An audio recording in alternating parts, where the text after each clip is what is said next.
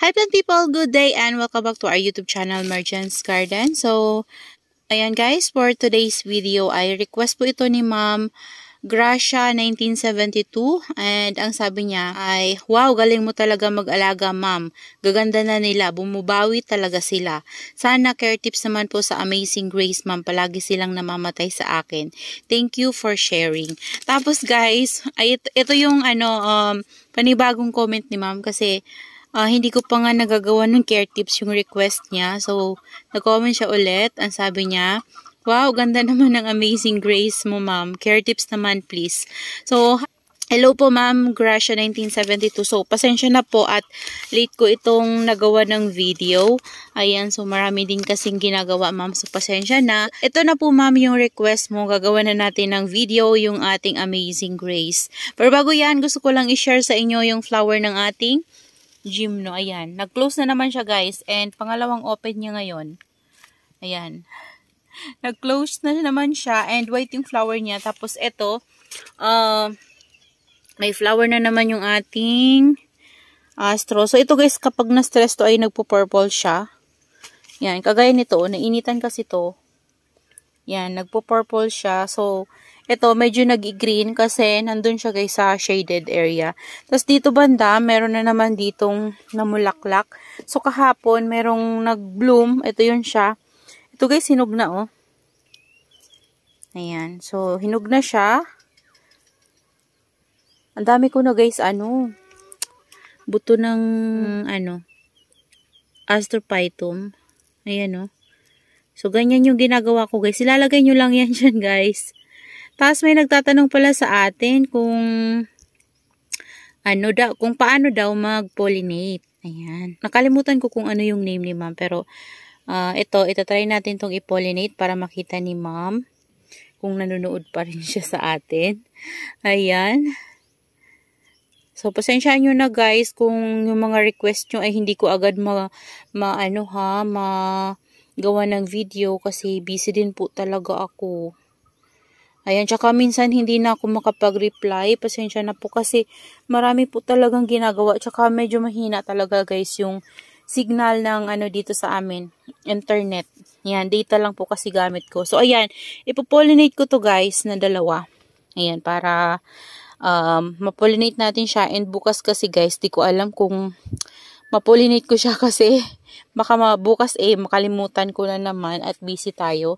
So, kukuhanin ko lang guys yung So, ayan, ang gagawin po nating mother plant ay ito. Ayan, ito, bago lang to mag-open. Same sila guys. So, bukas, magbo-bloom yan sila ulit. Pero, okay lang yan kasi na-pollinate na natin. Pero mag-open pa rin yan guys kasi nag-try na ako na i-pollinate sila. Pero kinabukasan, kita ko nag-open pa rin sila. And this one, magbo-bloom na rin siya guys. Kaso wala din siyang kasabayan. Yun, malapit na din yung isang yun na malaki. So, wala ding kasabayan sila, so hindi natin sila mapopollinate. So kung dito merong makasabayan sila, itatry ko guys silang cross pollinate para baka sakaling mabuhay, di ba? Magkakaroon tayo ng Mirio and Astrophytum na cross pollinate. So try lang guys. Ayan, so ang gagawin po natin kapag nagpo-pollinate po ay kuha lang po kayo ng pangtanggal ng this one. Ito, tatanggalin natin to. Yung mga yellow na yan, tatanggalin natin yan. Hindi ko kasi guys makuha yung kinakat ko na parang gunting na maliit. Ayan. Ayan, kukunin lang po natin yan.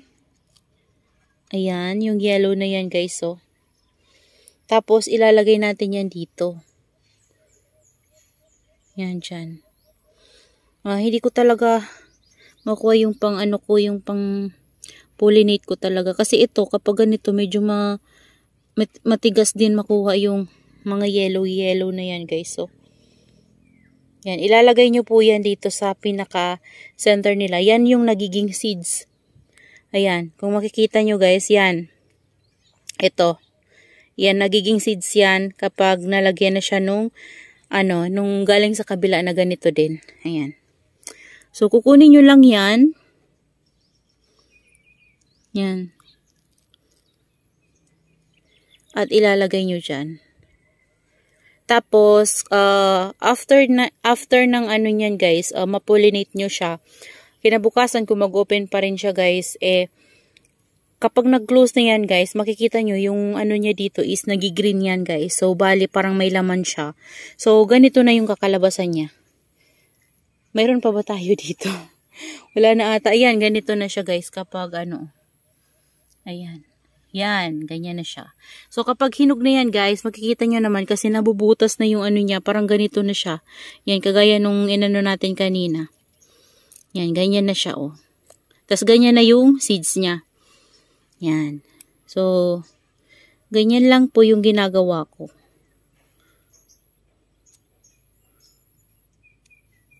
Kukunin nyo lang yung yellow na yan. Tapos, yun yung ilalagay nyo dito.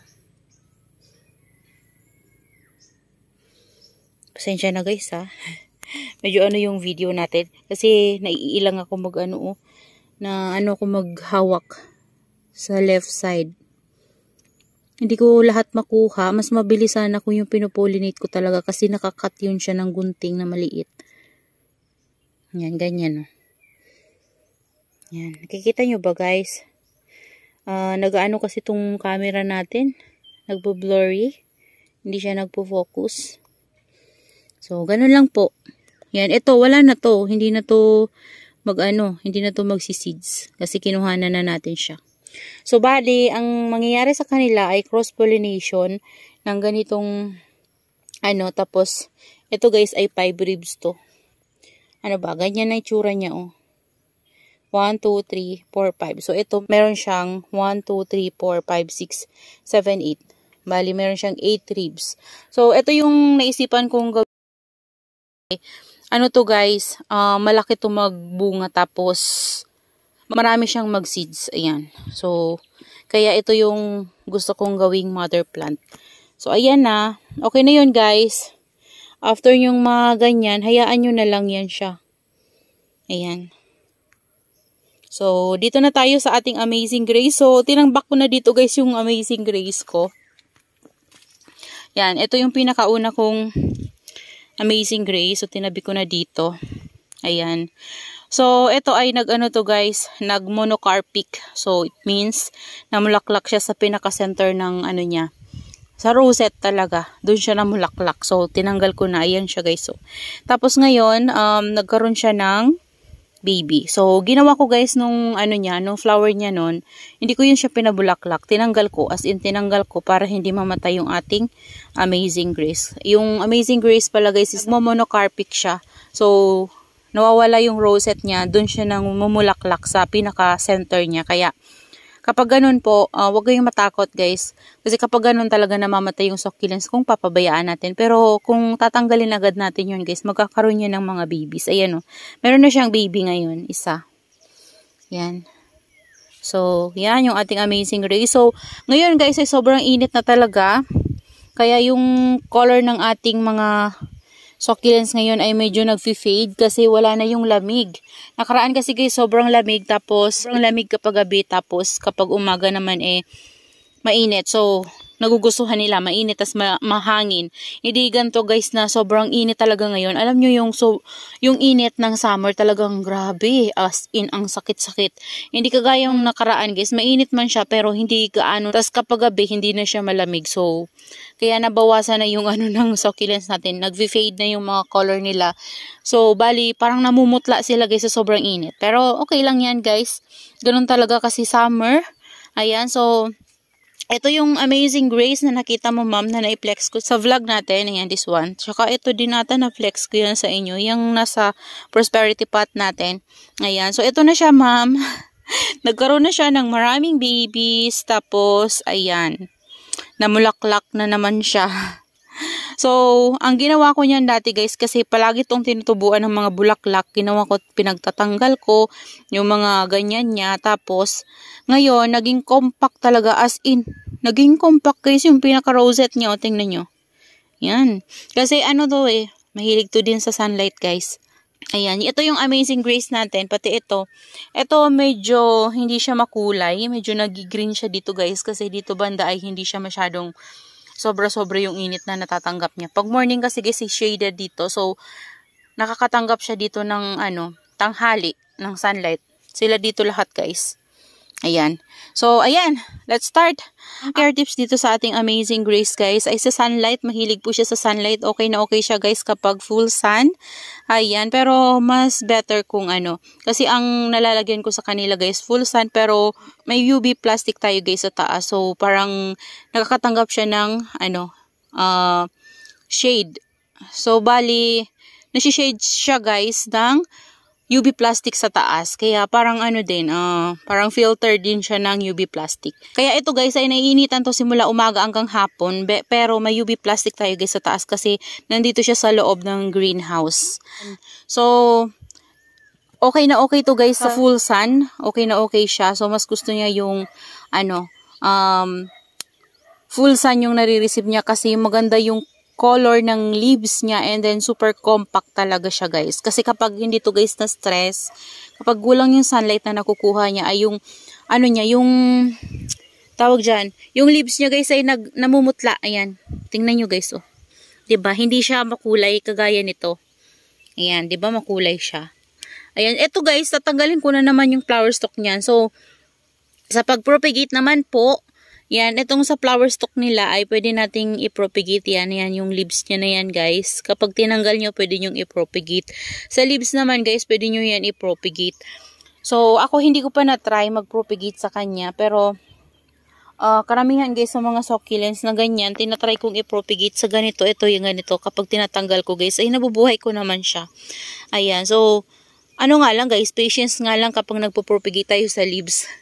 Ayan, so kung gusto nyo mas mabilis guys mag-propagate ng ating Amazing Grace, kapag lumaki na yung Amazing Grace na babies, ayan, pwede nyo yan kunin tapos i-separate pot nyo. Ayan, so papapadami nyo siya guys galing sa baby. So maano lang naman siya guys, mabait lang naman itong ating Amazing Grace dito sa lowland. Ayan, tapos this one, ayan, okay na okay naman to. So, kapag talaga sobrang init yung natatanggap nila guys, ganyan, sobrang compact talaga ng leaves nila guys sa rosette. Kasi kapag hindi, okay naman to guys, bright shaded yung lagyan nyo, okay lang yun siya. Na lang kayo sa pagdilig, kasi sa pagdilig naman kasi nito guys, ang ginagawa ko dito minsan sa isang linggo, nakakatatlo ako minsan sa kanila kasi sobrang init po. So, nakadepende tayo sa init na natatanggap nila sa pagdidili guys. Kaya obserbahan nyo po yung nalalagyan nyo ng Amazing Grace nyo kung nakakatanggap pa siya ng full sun. So, i-check nyo yung soil niya guys kasi makikita nyo naman po yan yung soil niya kapag tuyo na. So, pwede kayong kumuha ng stick. Tusukin nyo lang yan guys. Kapag tinusok nyo yan guys, tapos may nadala yung barbecue stick ng soil mix nyo. So, ibig sabihin nun ay basa pa yun guys. So, wag mo na kayong magdidilig. Pero kapag wala, as in walang nadala, yun guys, tuyo na yun. So, pwede nyo na siyang bigyan ng water guys kapag ganun. Ayan. So, ako, hindi ko sa inyo guys na sundin nyo yung pag-water ko sa kanila ngayong summer kasi magkaiba tayo ng location. Ano yung sunlight na natatanggap ng succulents nyo at ng succulents ko. So, dito kasi guys, full sun yung natatanggap nila. Yan. So, sobrang init kasi talaga dito guys. Grabe. Ayan, grabe. Parang kung lalabas ka ng tanghali, masusunog ka. Kung wala kang sunblock. Grabe guys, grabe ang init talaga dito. Super. Ngayong summer, grabe. Tsaka kapag gabi, mainit na rin dito, maalinsangan. Kaya yung mga succulents natin talagang hindi na masyadong kagaya nung nakaraan na medyo malamig-lamig pa. So ngayon kasi guys sobrang init na. Wala na talagang lamig, puro init na lang. Ayan, so yan. Yun lang naman guys yung ng ating succulents. Sa pagwa-watering po, obserbahan nyo lang guys yung yung succulents nyo. Kasi wala naman talagang sa pagwa-water. So wala namang schedule. Ayan, kasi kapag tuyo na sila guys, yan, pag tinignan nyo at tuyo na sila, yun, bigyan nyo na sila ng water. Yan, hindi yung, kunyari, Sunday kayo nagdidilig. So, kunyari, pa lang ngayon, Thursday. Tapos, tinignan nyo, tuyo na siya. Tapos, iniisip nyo na, sa Sunday na lang diligan kasi, Sunday kayo nagdidilig. So, pwede nyong sundin yun. Hindi naman siya mapapano kaso nagda-dry yung leaves niya sa ilalim. So, ang nangyayari, lumiliit siya. Nababawasan yung leaves niya, I mean. So, mas maganda na rin yung guys, yung tama yung pagdilig nyo sa kanila. Kapag tuyo na yung soil nyo guys or yung potting mix na gamit nyo sa kanila, pwede na kayo magbigay ng water. Ayan, yun yung tama sa pag-water ng ating mga succulents. Ayan. So, yun lang naman po, sunlight exposure nila ay full sun. Okay na okay yun sa kanila. Sa watering po ay, soak and dry. Ayan. So, kapag stable na po sila, pwede nyo silang isoak. Pero guys, kapag nagdidilig kayo, gabi or hapon. Para yung soil nila guys ay nag-cool down na yon. So, lumamig na sila. Kapag kasi mainit, ayan, kapag mainit kasi guys at magdidilig kayo, kunyari, ito, diba, sobrang init, tanghali. Tapos nakita nyo, dry na yung soil niya. Tapos diniligan nyo ng ng time na yun at sobrang mainit talaga at naiinitan siya. So, ang mangyayari niyan guys is maluluto siya kasi mainit yung yung soil mix niya or yung potting mix niya, mainit yun guys. So, yung yun guys, yung roots yun, mamamatay yun siya. Tapos yung dito nila, mapapansin nyo yan guys, magmamashi yan. Yan, kung hindi yan magmamashi, makikita nyo, nagbablock, ganyan. So, yan yung nangyayari. Parang napapasma din sila, guys. So, mamamatay yung succulents nyo, guys. So, pwede siyang ma-stem rot, ganyan. Kasi, galing yun sa roots So, kapag na-rot yung roots, packet na yun sa stem. So, root rot, stem rot, yung kalabasan niya, guys. Yan. So, yun lang naman po, ma'am, yung care tips ko sa aking, Amazing Grace. So, wala naman akong special na treatment sa kanya. So, lahat sila guys, yan, same lang na yung pag-aalaga ko sa kanila. So, yan lang po. That's all for today. And sana ma'am ay makatulong to sa yung care tips ko dito sa aking Amazing Grace. Ayan, sana mabuhay mo na yung Amazing Grace mo soon. At sana hindi na siya mamatay, diba? So, lang naman, tamang sunlight at saka tamang pagwa-water. At yung potting mix nyo po ay dapat siya, well draining. Ayan. That's all for today and see you on my next vlog. Happy gardening everyone. Bye-bye.